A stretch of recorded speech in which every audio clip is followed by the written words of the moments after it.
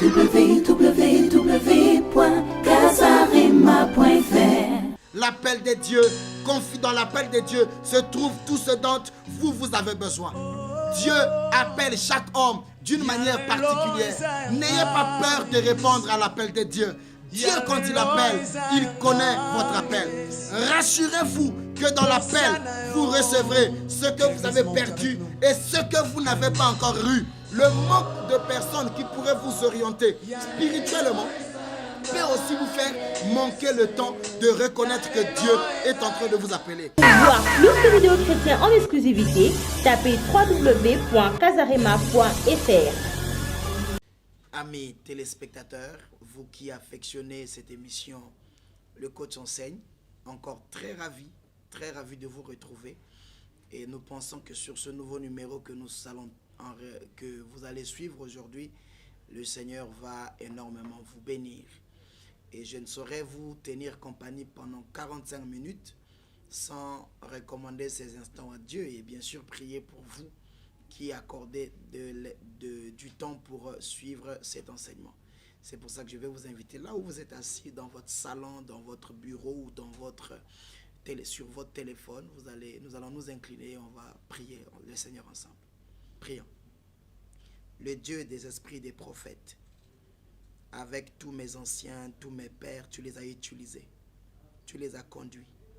Ils t'ont servi avec puissance et nous sommes le résultat de l'onction qui reposait sur eux. Seigneur Dieu de grâce, à travers toute l'Afrique, à travers l'Europe, l'Amérique, l'Océanie, l'Asie, des milliers de téléspectateurs sont branchés en ce moment pour nous suivre. Je te prie pour eux. Je te les recommande à ta grâce. Tu connais leur vie, tu connais ce qui les préoccupe. Ma prière, Seigneur, est que toi, qui es le secours qui ne manque jamais au temps de la détresse, que tu les affectes, que tu les touches. Je prie pour tous ces malades qui croupissent sur le lit de l'hôpital, peu importe la zone où ils se trouvent, que ta main puissante soit étendue sur leur vie et qu'ils vivent la guérison instantanée pendant que je suis en train de prier. Père, merci une fois de plus pour le message que tu rends disponible ce matin. Conduis-nous du début à la fin et qu'à la fin de cette prédication, tout celui qui a accordé son temps pour l'écouter ou pour le suivre soit béni et que leur vie ne reste plus jamais la même. Je te lève au-dessus de cette prédication, toi le véritable prédicateur. Laisse que toute la gloire te revienne. C'est dans le nom de Jésus-Christ, ainsi nous avons prié. Amen. Vous avez dit vraiment Amen là où vous êtes. Et vous savez que cet espace, le coach enseigne, nous touchons des sujets importants. Et merci pour tous vos appels. Merci pour les mails que vous écrivez. Et nous pensons que du jour au lendemain, le Seigneur vous connaît. Le Seigneur vous touche là où vous êtes. Aujourd'hui, le thème de mon message est simplement intitulé « J'ai répondu à l'appel d'un sauveur fidèle ». J'ai répondu à l'appel d'un sauveur fidèle. Et vous savez, le sujet sur l'appel est jusque-là un des sujets les moins abordés dans certaines grandes congrégations ou dans certaines réunions chrétiennes. Nous avons beaucoup de réunions. Nous avons beaucoup de réunions sur l'affectation de l'esprit. Nous avons beaucoup de rencontres sur le déploiement de la grâce de Dieu sur le peuple de Dieu. Mais le sujet sur l'appel est un sujet crucial. Parce que quand vous faites une chose avec... quand Dieu veut faire une chose avec un peuple ou avec un homme, le tout commence d'abord par un appel. C'est quoi un appel? Un appel, c'est simplement un lancement qui se fait vers un autre individu. C'est-à-dire, lorsque j'ai besoin de faire une chose avec quelqu'un, la première des choses, c'est que je chercherai à l'interpeller. Donc, l'appel, c'est une interpellation, c'est une convocation. Voilà, ce sont les mots qui me viennent. C'est une convocation, c'est une interpellation d'un individu vers un autre. Lorsque j'ai besoin de joindre un ami ou un frère, j'utiliserai mon portable pour faire quoi? Pour l'appeler. Et le fait d'appeler la personne, le fait de joindre la personne pour lui dire « viens », c'est ça qu'on appelle par appel. C'est pour ça que je dis aujourd'hui d'entrée des jeux que Dieu ne peut pas faire quelque chose avec quelqu'un qu'il n'a pas appelé.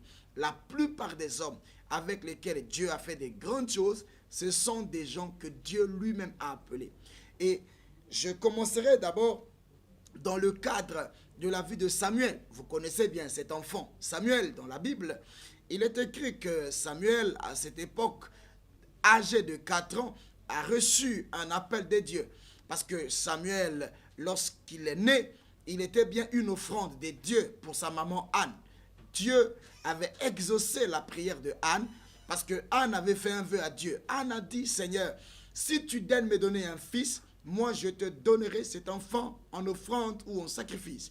Et lorsque Anne a déposé l'enfant Samuel dans le temple, et finalement à l'âge de 4 ans, la Bible dit que l'enfant Samuel servait Dieu, mais il ne connaissait pas Dieu. Voyez-vous, lorsqu'il n'y a pas d'appel, vous allez servir un inconnu. Vous allez être au service de quelqu'un, mais que vous ne connaissez pas. Et c'est très, très dangereux. C'est comme ça qu'aujourd'hui, dans plusieurs églises, les gens travaillent dans des départements, les gens sont envoyés dans certaines missions, dans certains départements, mais sans un appel particulier. Regardez, Samuel était déjà dans le temple de Dieu, il servait le Seigneur, mais quand le Seigneur vient pour la toute première fois, le Dieu que lui il servait, le Dieu que lui-même Samuel servait, vient se révéler à lui et lui dit, Samuel, Samuel. Samuel écoute la voix, mais Samuel ne sait pas qui l'appelle. Et finalement, c'est comme ça que Samuel se dirige vers le sacrificateur Élie et lui dit, mon père, me voici. Samuel, le sacrificateur Élie lui dit, non, moi je ne t'ai pas appelé. Samuel va encore dormir, il écoute une voix qui l'appelle, Samuel, Samuel. Samuel se lève, puisque dans la maison où il se trouvaient, ils n'étaient que 2. Donc quand il y a une voix qui l'appelait, pour Samuel, c'était le sacrificateur Élie qui l'appelait. Il va pour une seconde fois. Il dit, mon père, voici, tu m'as appelé. Samuel, le sacrificateur Élie lui dit, non, ce n'est pas moi qui t'ai appelé. Et finalement, cela a interpellé le sacrificateur dans la maison de Dieu. Et le sacrificateur dit quoi? Il dit à Samuel, il dit, va te coucher. Si tu entends encore cette voix t'appeler, voici la formule que tu devrais faire. Tu diras, me voici. Ton serviteur écoute et parle. Et finalement, quand Samuel va dormir, c'est comme ça que Dieu reviendra pour la 3e fois pour l'appeler. Samuel, Samuel. Et Samuel là avait finalement le discernement et il savait qui l'appelait. Et quand il lui a dit, me voici, parle ton serviteur, c'est comme ça que Dieu va déballer tout le rouleau qu'il avait à sa disposition. C'est pourquoi sur la terre des hommes, il y a plusieurs personnes qui ont été appelées par d'autres personnes. D'autres ont été appelées par leurs oncles. D'autres ont été appelés par leur papa qui était pasteur. Et d'autres aussi ont été appelés par l'enthousiasme parce qu'ils ont vu les autres s'engager sur une voie. Et finalement, voilà comment eux aussi vont se retrouver quelque part en train de faire une chose. Mais cet appel que les gens ont reçu n'a pas été aussi fort pour les qualifier autant que l'appel que Jésus a accordé à certaines personnes. Beaucoup de gens ont reçu les appels des autres. Beaucoup de gens ont reçu l'appel de leur mari. Beaucoup de gens ont reçu l'appel de leur femme. Beaucoup de gens ont reçu l'appel de leur pasteur ou de leur directeur d'entreprise. Mais très peu de personnes ont reçu l'appel de Jésus. Or, l'appel dont je suis en train de parler aujourd'hui, ce n'est pas un appel d'un homme, mais c'est l'appel de Dieu, que Dieu dresse vers un homme ou que Dieu dresse vers un peuple. D'entrée de jeu, j'ai dit tout à l'heure que Dieu ne peut pas faire une chose avec quelqu'un qu'il n'a pas appelé. Et lorsque Dieu appelle un homme, vous devez savoir que cet appel, c'est pour une mission. Dieu n'appelle pas quelqu'un pour que vous soyez des amis, pour que vous vous amusez de temps en temps. Mais lorsque Dieu appelle un homme, c'est parce qu'il a découvert une nécessité quelque part. C'est pour ça que l'appel de Dieu, d'autres ont reçu des appels pour une mission dans le cadre, pour une mission locale. C'est-à-dire, Dieu connaissant le problème d'une famille, les a appelés pour résoudre le problème de cette famille-là. Dieu aussi connaissant le problème d'une entreprise, peut appeler quelqu'un et le mettre à part par rapport à sa mission. Tout comme aussi Dieu peut appeler quelqu'un pour une mission départementale, donc régionale, provinciale. C'est dans une province que Dieu vous appelle pour être son canal dans cette province. Mais il y en a d'autres qui ont été appelés pour des missions nationales. Ça veut dire eux, Leur mission, c'est pour sauver une nation. Leur mission, c'est pour sauver un département. Voilà pourquoi vous allez voir des gens de la catégorie de Jérémie se lever dans les années 1960 pour proclamer le vent de l'indépendance. C'est ça. Ça veut dire que des gens qui ont été utilisés par Dieu pour changer le cours des événements d'un peuple. Donc, eux, leur appel était un appel au niveau national. Mais après le niveau national, il y a des gens qui ont reçu des appels pour des missions mondiales. Ça veut dire, c'est ce que Jésus appelle. C'est ce que Matthieu 28, verset 19 à 20 nous dit. La Bible nous dit, allez partout. Ça veut dire, Jésus, dans son appel, ne nous appelle pas pour une mission locale, ni pour une mission départementale, non plus pour une mission nationale, mais pour un appel pour une mission mondiale. C'est pour ça que tous ceux qui ont été appelés par Dieu ne sont pas des locaux. Tous ceux qui ont été appelés par Dieu, ce sont des gens qui ont été appelés pour accomplir la volonté de Dieu dans le monde, ou la volonté de Dieu dans tout ce ils sont appelés à accomplir. Frères et sœurs, j'ai répondu à l'appel d'un sauveur fidèle. Frères et sœurs, vous qui nous suivez aujourd'hui, j'ai entendu pendant beaucoup de temps des discours sur la prospérité. J'ai entendu beaucoup de discours sur des guérisons miracles, mais beaucoup de personnes n'ont pas encore reçu l'appel de Dieu concernant leur vie. Frères et sœurs, je suis en train de parler d'une chose qui est importante. Donc, j'ai tout entendu. Depuis mon enfance, je fréquentais l'église. J'étais enfant de cœur. J'étais aussi enfant de cœur quelque part. Je servais déjà les messes, mais je n'avais pas encore entendu ce que je suis en train de parler en ces lieux. Je suis en train de parler d'une chose qui est vraie. Cette chose s'appelle l'appel. Alors, s'appelle l'appel. La chose dont je parle s'appelle l'appel. Excusez-moi de faire la répétition des mots. Donc, en temps réel, j'ai entendu de belles prédications, j'ai entendu de belles louanges, des belles adorations, mais sauf dans ce milieu-là où j'ai suivi toutes ces choses, je n'ai pas entendu l'appel de Dieu. Car Dieu, pour commencer à faire une chose avec vous, doit d'abord commencer par vous appeler.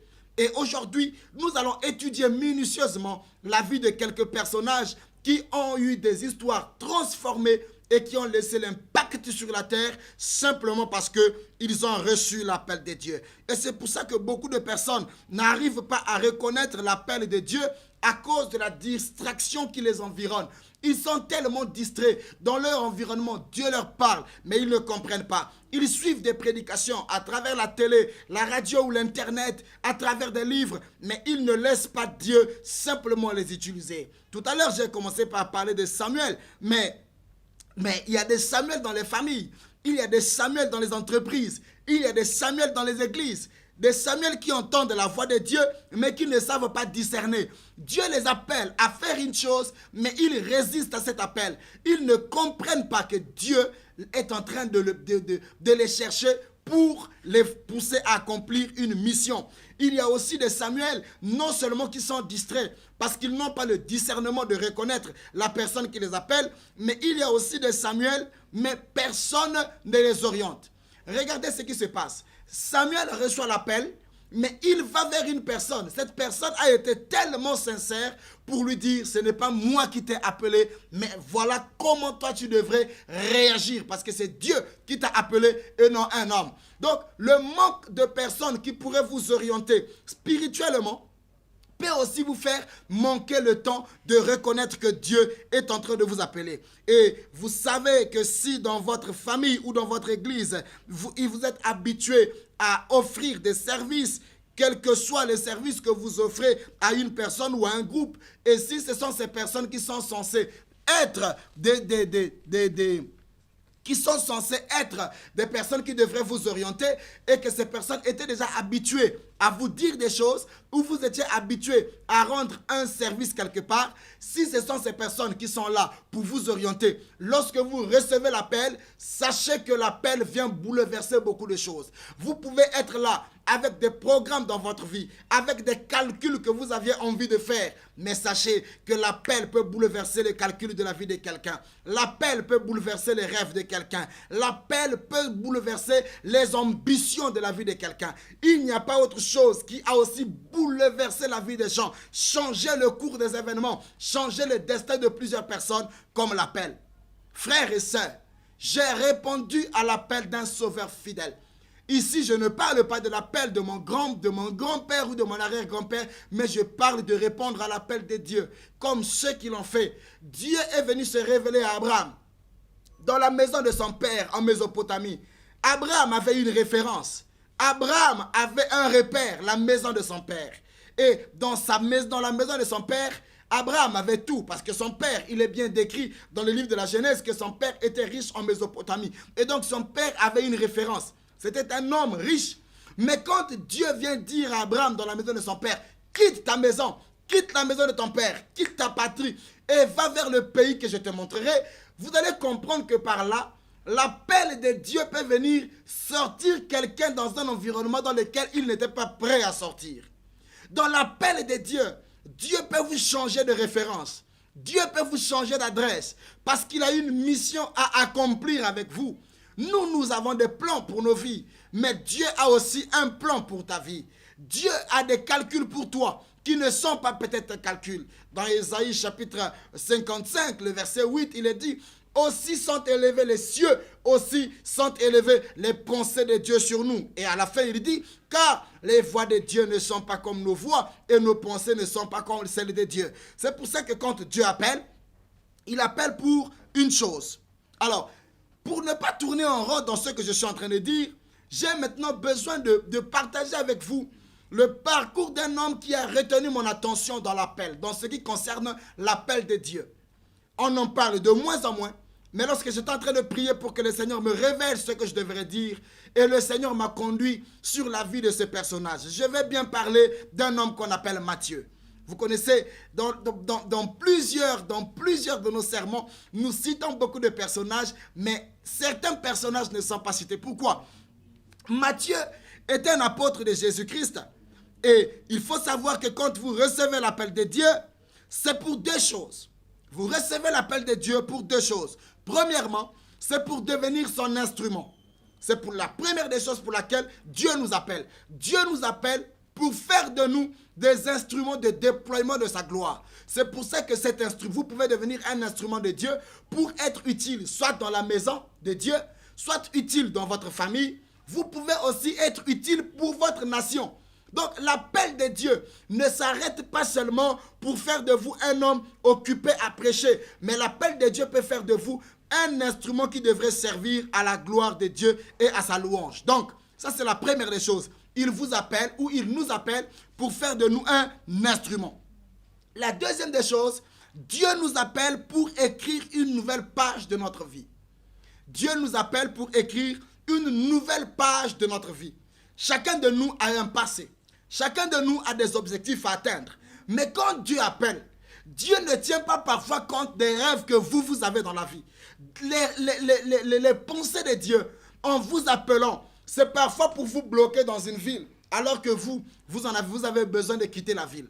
L'appel de Dieu aussi peut arriver parce que vous avez envie de quitter cet ami, alors que l'objectif de Dieu en vous appelant, c'est faire de vous un instrument pour le salut de cet ami que vous êtes en train de vouloir quitter. L'appel de Dieu peut aussi être pour servir la nation, alors que la nation est dans le chaos, et Dieu vous donne de l'intelligence afin d'être l'instrument de la transformation de la nation pour sa gloire. Mais lorsque vous voyez vos calculs, vous dites, moi, telle année, je ferai ceci, telle année, j'irai à tel endroit. Et lorsque Dieu sait que c'est vous qui devrez être l'instrument pour servir à sa gloire, il peut bloquer votre vie et vous utiliser là où vous êtes. Et quand le temps sera marqué, lui-même permettra que vous vous déplacez ou qu'il pourrait vous envoyer ailleurs.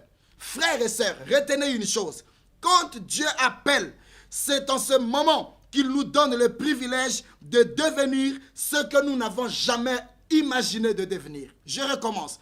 Quand Dieu appelle un homme, c'est là, dans l'appel qu'il te donne l'occasion de devenir ce que tu n'avais jamais rêvé de devenir. Beaucoup de gens ont des plans pour leur vie. Permettez-moi de revenir sur certains mots parce que ça me traverse l'esprit. Nous avons tous des calculs. Mais lorsque Dieu nous appelle, c'est parfois, c'est en ce moment-là qu'il te montre qu'il est capable de maîtriser ton avenir. Il est capable de te donner un avenir que tu n'avais même rêvé vivre. Un avenir que tu n'avais jamais souhaité, dans lequel tu n'avais jamais souhaité être. Dans l'appel de Dieu, c'est là que Dieu trace un chemin pour toi, dans lequel il aura le regard sur toi, dans lequel il deviendra ton conseiller, dans lequel il sera même ton manager. Parce que quand Dieu appelle un homme, c'est à partir de l'appel que les regards du ciel se fixent sur un individu sur la terre. Vous pouvez mobiliser tout le ciel sur vous à partir de l'obéissance à l'appel de Dieu. Vous savez, il y a des gens sur la terre, ils marchent sur la même terre que vous, mais ils n'ont pas les mêmes qualités que vous. Ils marchent sur la terre, mais l'attention de Dieu est plus fixée sur eux par rapport à d'autres. Lorsque Dieu appelle un homme, cet homme devient un homme exceptionnel parce que quand Dieu l'a appelé, Dieu sait que celui-ci devient mon instrument dans ce pays, celui-ci devient mon instrument à cette époque. Et donc Dieu mobilise l'armée céleste, Dieu mobilise les anges, Dieu mobilise les Saint-Esprit, Dieu mobilise les capacités, les talents pour équiper cet homme afin qu'il devienne un instrument. Par l'appel de Dieu, frères et sœurs, Dieu vous tend la main pour devenir son collaborateur direct. Un homme qui est appelé par Dieu, frères et sœurs, ce n'est pas un homme avec lequel on peut s'amuser. Parce qu'un homme appelé devient automatiquement un collaborateur direct. Nous avons sur la terre des hommes qui mangent, qui marchent, qui vivent avec nous, qui rient avec nous. Mais attention, parfois dans le rire, parfois ils sont des amis, mais attention de la relation qu'ils ont avec Dieu. Pourquoi? Parce qu'un appelé est un collaborateur direct. Lorsque Dieu a une chose qu'il devrait faire sur la terre, il ne prendra pas n'importe qui, il prendra l'appelé. Raison pour laquelle vous allez voir que Dieu, pour guérir certaines personnes, est obligé d'utiliser des hommes. Un homme par lequel les autres sont guéris devient un collaborateur de Dieu. Parce que Dieu ne fait plus rien d'autre que par eux. Des hommes appelés, ce sont des collaborateurs directs de Dieu. Des hommes qui ont reçu l'appel, ce sont des hommes qui manifestent la gloire de Dieu sur la terre. Frère, par l'appel, nous arrivons à devenir des prunelles de l'œil de Dieu. Vous connaissez la prunelle de l'œil, la chose qui est noire dans notre œil là. C'est ce qu'on appelle par la prunelle. Et c'est pour ça que la Bible dit, lorsque quelqu'un touche un de ses appelés, il a touché à la prunelle de l'œil de Dieu. Donc attention avec la question de l'appel. Lorsque vous avez compris votre appel, vous devenez un homme distingué. Votre sommeil n'est plus comme le sommeil des autres. Votre environnement est sécurisé plus qu'un président de la République. Parce que là où vous marchez, les anges marchent devant vous pour vous escorter. Physiquement, vous êtes seul. Mais spirituellement, ceux qui ont des yeux voient que vous devenez un homme exceptionnel. Je parle de l'appel. Et lorsque vous répondez à l'appel, Dieu comprend qu'il peut manifester sa gloire. Dieu peut guérir un homme. Dieu peut soulager un homme. Dieu peut faire rire une personne simplement parce qu'il y a des canaux qui sont là. Et voilà pourquoi je parlais de tout à l'heure que je vais parler de Matthieu, qui est un personnage important, qui m'a marqué dans mes études bibliques. Matthieu pouvait déjà être un homme important dans la société par rapport à sa vie professionnelle. Vous savez, collecteur d'impôts, il avait certainement beaucoup d'avantages que lui conférait sa profession. Il avait beaucoup d'avantages que lui donnait le métier de collecteur d'impôts. Chaque jour, il pouvait avoir un deal et repartir à la maison avec un peu d'argent dans la poche. Mais l'appel de Jésus était venu pour faire de Matthieu un homme plus grand, un homme grand dans l'histoire, un homme qui pouvait changer, voilà, par l'appel, Dieu a changé le cours des événements de l'histoire de la vie de Matthieu. Matthieu était aussi comme un des disciples de Jésus. Mais quand Matthieu reçoit l'appel de Dieu, frères et sœurs, quand Matthieu reçoit l'appel de Dieu, il connaissait déjà le prix qu'il devait payer pour le fait de répondre à l'appel de Jésus. Et c'est pour ça que dans mon livre, dans le livre, dans mon sermon de ce matin, je suis en train de parler de ce que j'ai tiré dans le livre de Matthieu, chapitre 9, le verset 9. Pour ceux qui n'ont pas noté les versets, je ne l'ai pas donné encore depuis le début, parce que j'étais en train d'expliquer le parcours dans mon enseignement pour parler de l'appel. Donc, dans Matthieu 9, le verset 9, nous allons lire la parole de Dieu pour comprendre exactement ce que le Seigneur a promis. Dans Matthieu 9, le verset 9, il est écrit: de là étant allé plus loin, Jésus vit un homme assis au lieu des péages, donc collecteur d'impôts, et qui s'appelait Matthieu. Il lui dit: suis-moi. Cet homme se leva et le suivit. Vous allez vous rendre compte vous-même que quand nous sommes en train de parler de ces choses, vous allez vous rendre compte vous-même que c'est Jésus qui arrive. Pendant son parcours sur la terre, il trouve un homme équipé professionnellement, intelligent professionnellement, ayant une base professionnelle et sociale.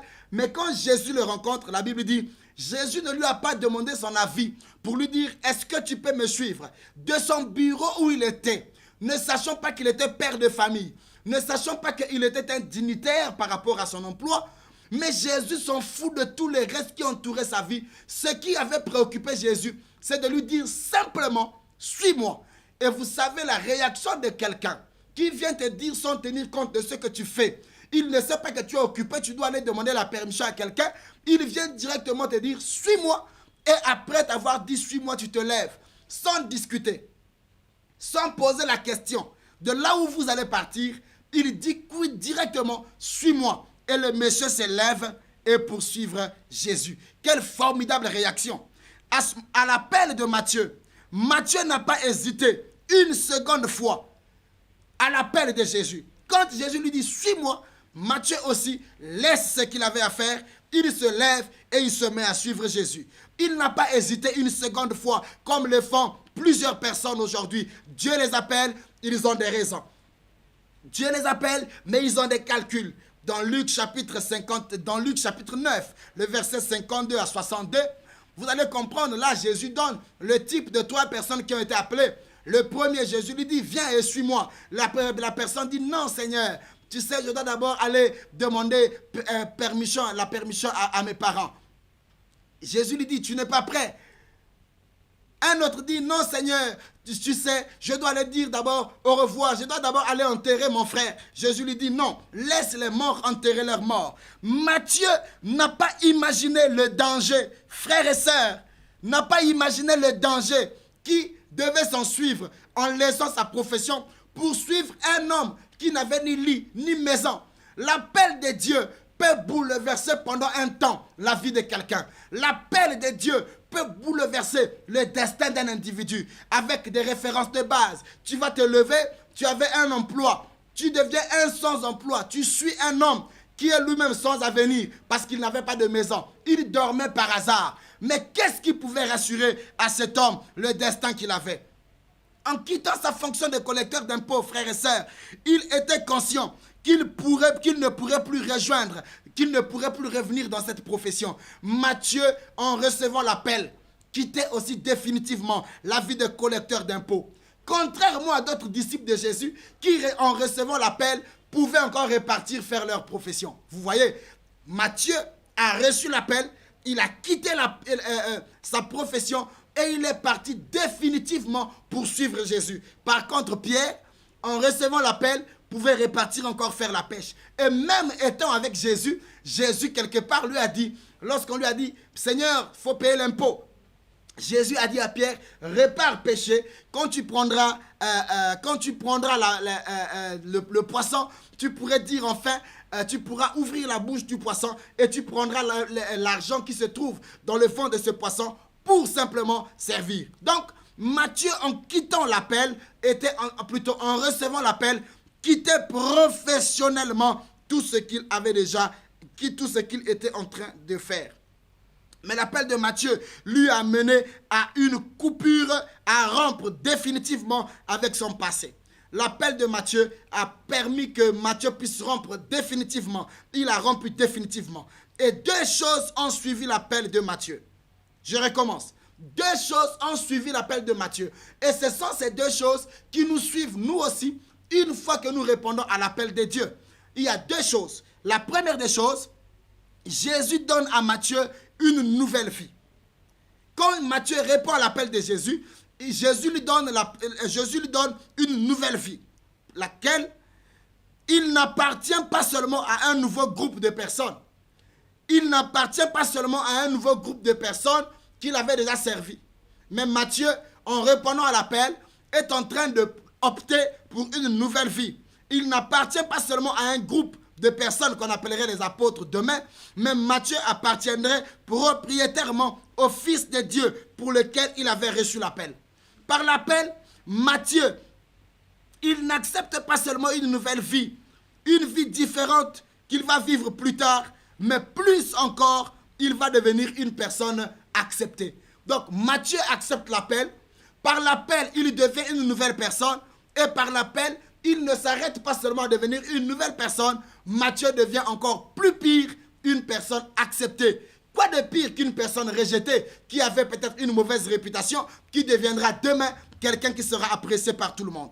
La deuxième des choses que l'appel confère, c'est que Jésus qui appelle donne à Matthieu une nouvelle possibilité de mettre en valeur ses dons et ses talents. Matthieu travaillait déjà, mais quand Jésus l'appelle, Jésus lui donne la possibilité à travers l'appel de pouvoir devenir quelqu'un d'exceptionnel. Donc Matthieu doit mettre en valeur ses dons, ses connaissances, plus que ce qu'il ne le faisait. Dans l'appel de Dieu, dans son appel, la seule chose qui lui était restée dans son travail, c'était quoi? C'était quoi? C'était sa plume. Donc, les buts de Dieu restent les mêmes. Les buts de Dieu restent les mêmes, frères et sœurs. Les méthodes de Dieu changent, mais le but de Dieu reste le même. Le but de Dieu dans notre vie n'est pas le moindre, n'est pas de la moindre importance. Frères et sœurs, avez-vous déjà entendu un appel de Dieu? Avez-vous déjà reçu un appel de Dieu? Avez-vous déjà ressenti dans votre cœur que Dieu vous appelle? Et si Dieu vous appelle, que ressentez-vous dans votre cœur? Et si vous écoutez la voix de Dieu vous parler, comme il avait parlé à Samuel, si vous écoutez la voix de Dieu, comme celui que Matthieu a écouté en disant « Suis-moi », quelle a été votre réaction? Jésus vous a-t-il déjà dit ouvertement « Suis-moi » Avez-vous déjà été dans un culte et vous avez ressenti l'appel de Dieu dans votre cœur et vous êtes parti sans répondre à cet appel? Et quelle a été votre réaction le jour où vous avez senti que Dieu vous appelle? Ou quelle serait votre réaction pendant que je suis en train de parler en ce moment, si vous sentez le cœur de votre cœur battre par rapport à l'appel de Dieu? Matthieu avait répondu immédiatement à l'appel de Jésus. Matthieu n'a pas cherché à réfléchir en disant « Seigneur, tu connais ma vie, tu connais mes projets, tu connais tout ce que moi j'ai fait pour les impôts dans mon pays. » Mais il a simplement obéi à l'appel de Dieu. L'appel de Dieu, dans l'appel de Dieu se trouve tout ce dont vous avez besoin. Dieu appelle chaque homme d'une manière particulière. Là où Dieu avait appelé Matthieu, ce n'est pas de la même façon qu'il avait appelé Pierre. Et puisque chaque personne reçoit l'appel différemment, et pour chacun de nous qui est appelé, Dieu nous appelle chacun par rapport à une mission, par rapport à un objectif qu'il veut atteindre. Alors, puisque j'ai parlé de Matthieu, j'ai aussi pensé que je devais parler de Pierre un peu, parce que Pierre aussi avait reçu un appel de Dieu. Pierre, il a même pensé à son passé. Lorsque Pierre reçoit l'appel de Dieu, Pierre réagit. Il dit, il voulait se rassurer. Parce que quand Dieu nous appelle, parfois ce n'est pas clair. Parfois on se retrouve incertain de son avenir. On se dit, est-ce que je vais réussir? Est-ce que je vais être quelqu'un? Toutes ces questions-là ont déjà été posées par ceux qui ont été appelés par Dieu avant nous. Tous ceux qui ont été appelés par Dieu avant nous ont posé ces questions. Donc c'est inutile parfois de se poser ce genre de questions. Vous savez, dans le livre de Matthieu chapitre 10, le verset 28, dans Matthieu 8, je voulais dire dans Marc 10, verset 28, la Bible dit, c'est Pierre qui pose la question à Jésus. Il dit, Maître, voilà que nous avons tout quitté. Nous avons laissé maison, nous avons laissé femmes et enfants, nous avons laissé papa et maman et nos soeurs et nos frères. Nous avons laissé nos professions pour te suivre toi, pour répondre à ton appel. Qu'est-ce que nous allons recevoir en retour? Mais écoutez, Pierre avait répondu à l'appel d'un sauveur qui était fidèle, qui n'a pas seulement qu'il ne s'est pas seulement contenté à lui dire « Viens et suis-moi, je ferai de toi pécheur d'hommes ». Mais Jésus avait compris la préoccupation de Pierre. Parce que la préoccupation de Pierre n'était pas vaine, elle était importante. Tu réponds à l'appel de quelqu'un. Il t'a trouvé, tu faisais déjà un métier. Il t'a trouvé, tu préparais déjà ton avenir. Et maintenant, il t'appelle, tes rêves de la vie sont bouleversés. Mais il doit te rassurer exactement de ce qu'il va faire pour toi. Jésus lui dit, personne qui ayant quitté mère, père, terre, maison, travail à cause de moi et qui n'ait pas reçu en retour de ce siècle présent les choses qu'il va voir et au siècle à venir la vie éternelle. La réponse de Pierre ne s'arrêtait que sur des questions matérielles.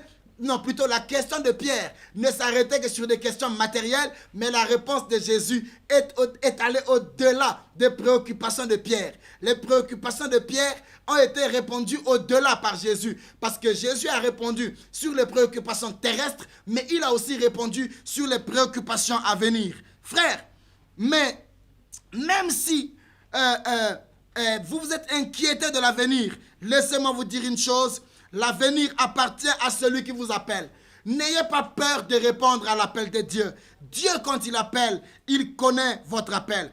Rassurez-vous que dans l'appel, vous recevrez ce que vous avez perdu et ce que vous n'avez pas encore eu. Vous allez l'avoir dans votre appel.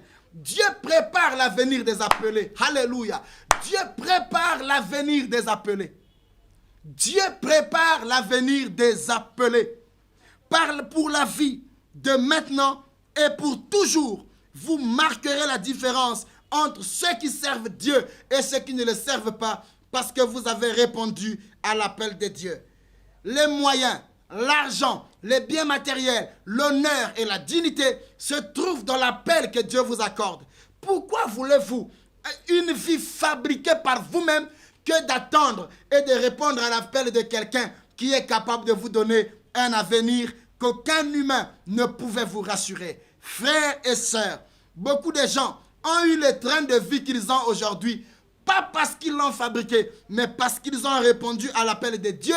Et en répondant à cet appel, Dieu a pensé prendre soin d'eux. Donc, dès le début, Dieu fait de lui un homme responsable, un homme de responsabilité des archives. Matthieu, Dieu l'utilise puissamment.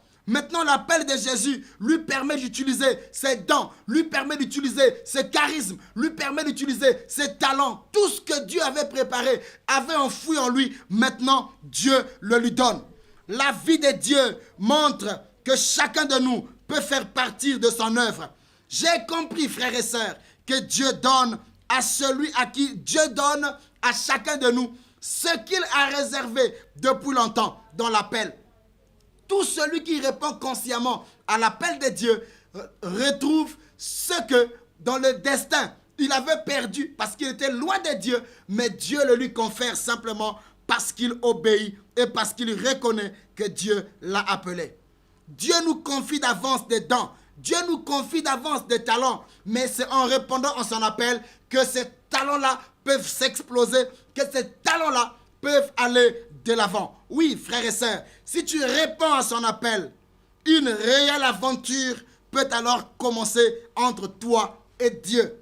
Matthieu n'avait pas pu imaginer qu'en utilisant simplement, qu'il utiliserait les talents qu'il avait développés dans son métier de collecteur d'impôts. Déjà en tant que collecteur d'impôts, Matthieu n'avait jamais imaginé qu'il pouvait avoir une telle vie comme il l'avait simplement préparé. Alors, dans mon enseignement aujourd'hui, je pense que je vais clôturer en parlant d'un personnage important qu'on appellerait Saul de Tarse. J'ai parlé donc de Matthieu, j'ai parlé de Pierre, j'ai parlé de Samuel, des hommes exceptionnels que Dieu a appelés, et nous avons compris que dans l'appel de Dieu, Dieu répond à nos préoccupations, Dieu couvre nos besoins et Dieu rassure notre avenir à travers l'appel. Mais le tout dernier appel dont je vais parler aujourd'hui, c'est ce genre d'appel de Saul de Tarse. C'est ce que j'appelle moi par des appels qui commencent par des troubles qui viennent avec des menaces. Des appels qui commencent par des troubles et des appels qui commencent par des menaces. Frère, tous les appels de Dieu ne se ressemblent pas. Mais l'objectif de Dieu est simplement de nous appeler que nous répondons à son appel. Et à partir de l'appel que nous répondons, vous allez vous rendre compte que Dieu lui-même a une façon d'appeler chaque homme. Chaque appel ne se ressemble pas. Les appels qui sont précédés par des menaces sont souvent des appels des hommes aussi qui ont des grandes missions. Nous sommes tombés d'abord malades, par exemple, et en plus, dans cette maladie, nous découvrons l'appel de Dieu. Vous allez penser que parfois, certains problèmes arrivent dans la vie seulement parce qu'on a besoin de vivre ces problèmes.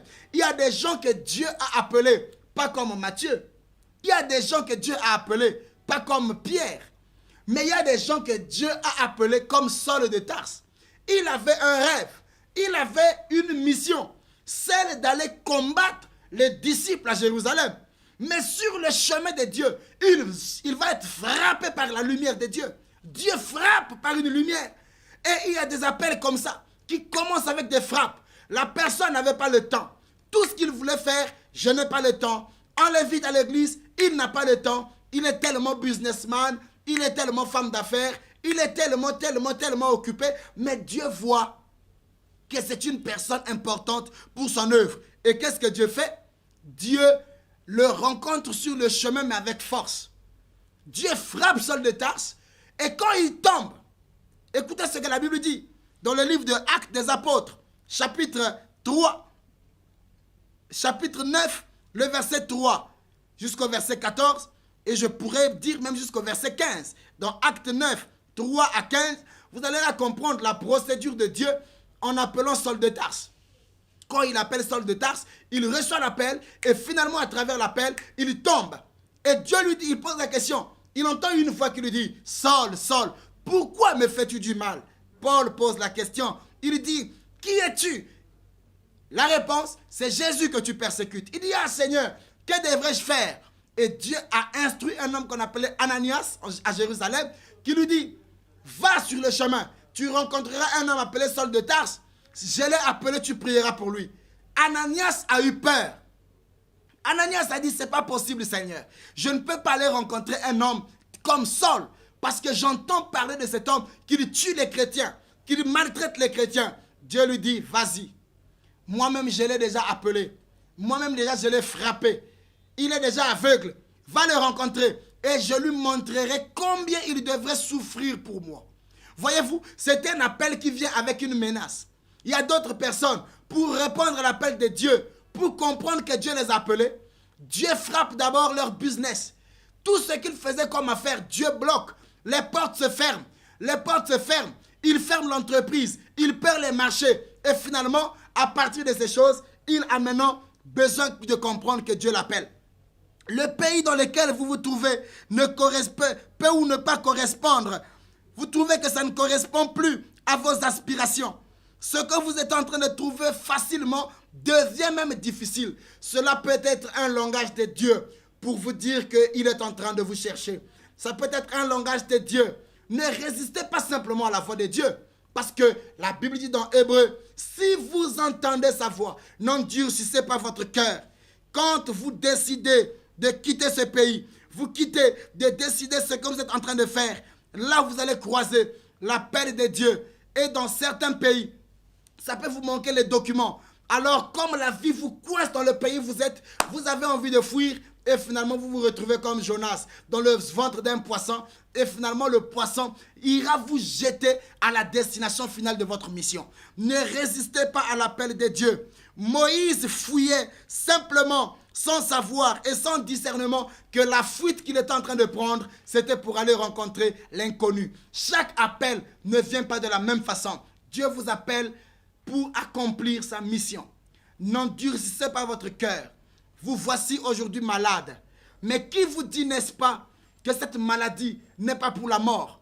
Qui vous dit, n'est-ce pas, que cette maladie n'est pas pour éclater la gloire de Dieu? Si vous écoutez sa voix aujourd'hui, n'endurcissez pas votre cœur.